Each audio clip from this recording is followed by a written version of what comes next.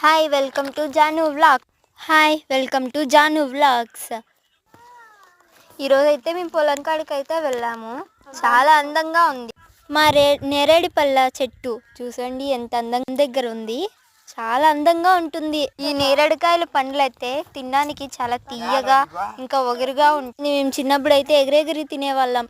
ఇప్పుడే ఈ చెట్టు సరిగ్గా కాయడమే మానేసింది. ఇవైతే మొత్తం 3 చెట్లు అయితే మేము తీసామన్నమాట.